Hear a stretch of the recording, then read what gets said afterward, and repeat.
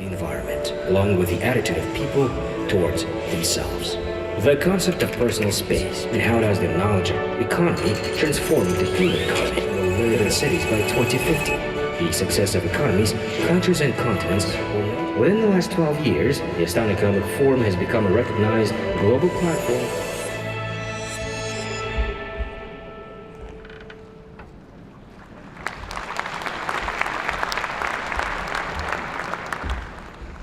President Sargsyan is also a scientist in the field of physics, astrophysics, computer modeling, political science, and economics.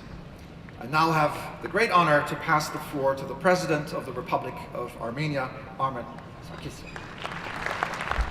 Your Excellency, First President of the Republic of Kazakhstan, dear Nursultan Nazarbayev, Mr. President, Your Excellencies, ladies and gentlemen, it's a great privilege and honor, and I think practically, I'm looking forward to be a part of this important summit and conference.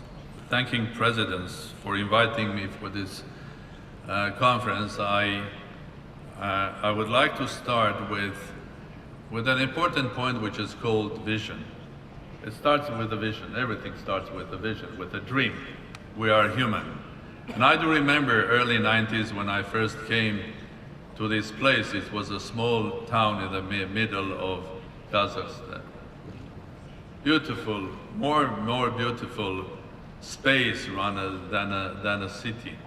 But there was a dream, there was a vision, and that vision was created and then implemented by President Nazarbayev. A dream to have his country's capital city here. And only a couple of decades have passed. Look what happened to the dream and the vision. We are sitting in a wonderful city Nursultan, which in some sense, as you said, is the heart of Eurasia. I maybe will say, Mr. Moderator, maybe it is already the capital of Eurasia as well. So indeed, everything starts with a vision. Now, what is our vision for the next 20 or 30 years globally? What sort of world would like to live? Would you like to live in a world which is separated? We would like to see a world with more and more walls of Berlin, or would like to see a world which is really global? I think if somebody is uncomfortable with the world globalization, I would use another word, globally integrated world. We are already in globally integrated world, and there is no way back. No way. And that started not 20 years ago, it has started hundreds of years ago when the first Silk Roads were built and people were trading from China through Kazakhstan and then through Uzbekistan, through Samarkand, Bukhara, through Caucasus, Armenia, going to Europe, to Marseille, and to further to Manchester. So the Silk Road and the globalization has started not now, it has started in Middle Ages. And we, Armenians, were a part of that. We were trading from Hong Kong up to Marseille. What is our vision for the next 20 and 30 years' time? In order to think about our vision in 20, 30 years' time, let's look back in 20, 30 years ago, where we were. Did we have these small gadgets that is controlling or eats all of our lives, from our family photos to the complete data and financial analysis? No, we didn't. So what's going to happen in 20, 30 years' time? When we are going to embrace really the artificial intelligence, which is going to completely change the way we run healthcare, because it's going to help our doctors to do exactly what is necessary for our bodies. Where are going to be when the communications will be completely different, higher quality? Where all of the industrial production will be related and connected to artificial intelligence and management of big data. Are we going to be afraid of it? No. Because at the end of the day, it's a blessing, because that vision, that reality is going to create, is not going to reduce the number of workplaces in the world. In fact, it's going to increase it dramatically. Go back 30 years ago. We were all afraid of IT, saying, oh, computers will come, people will lose their jobs. In reality, it has created millions and millions of jobs, starting from India, China, everywhere in the world. So it's a new era, and I look at that very positively. The new era that we are going to embrace. Are we ready for that? I'm not sure, 100%. Can we be ready for that?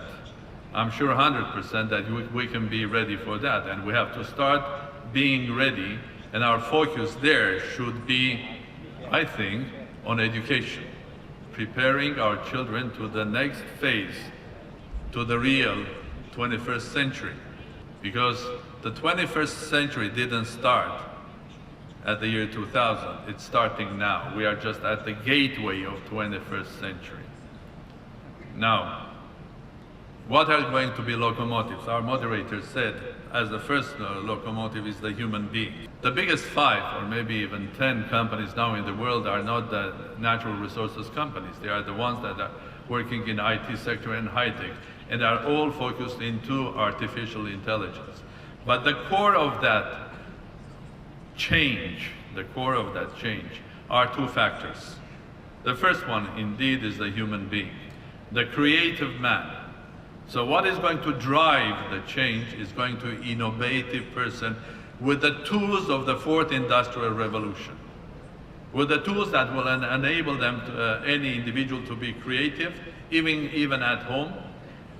Will change dramatically the way we run our business. That will change dramatically the way we run our contribution to the economy. You can be creative working from home or a cafe from a Starbucks. But look at the biggest companies and where they were born. In a garage, in a cafe, here. In the dreams and the quality and innovation of individuals. So, 21st century, the driver, innovative work, creative work. And the second one, of course, indeed, the 4th industrial revolution. But in this case, I will argue that it's going to be another revolution. I have the feeling that it's not going to be the 4th industrial revolution that will be followed with the 5th one, but we're entering in a phase of rapid or revolutionary evolution. So the changes will not happen in 30 years' time, another 30 years' time, we will be changing, the world will be changing every day, and we have to be ready for that. Now, to conclude, of course, it will be unfair if I will not speak about Armenia and the whole region. I think innovative type of the world that is opening the doors for us is opening doors for closer cooperation of everybody, especially the ones who are already working together. As it was said here, Armenia and Kazakhstan are countries. Armenia, Kazakhstan, and the Central Asia have been working together for ages. Before Middle Ages and after, especially during the Silk Road and the sort of a renaissance of economic growth. Maybe the 21st century will be another renaissance, and the renaissance in a form that the politicians should be also those who know exactly the new tools of communications of the 21st century, because it will change the way we understand also democracy in the 21st century, and communicating not only from election to your public, but every day. And I think it will change also the way entertainment will collide and be integrated also with real life economy and politics as well. So where does Armenia stand there? I think I look to the future of my state and nation with positive feelings and a vision that the small state, Republic of Armenia, that is the home of a global nation. There are as many Armenians living in Russia as in Armenia. The second biggest city after Yerevan is Los Angeles. There's 1 million living in France. There are Armenians from Singapore up to Argentina. Small state, but a global nation. So we are a part of 21st century, globally integrated, and I'm encouraging everybody to do so the same. Be globally integrated, creative, and resistant to the changes, because this world definitely is going to be a world that will change every day. One thing will be constant in our life, that it will change every day. So we have to be ready. And it all starts with the younger generation. It all starts with education. So with this positive note, Mr. Moderator, I will encourage our discussions to go in a form of how we are going to embrace the future and how we are going to prepare our children to the 21st century. And it starts with a vision. And we are in the center of a vision that started a couple of years ago. Thank you very much. Rahmet. Your Excellency, President Sarkisian, thank you for your meaningful message.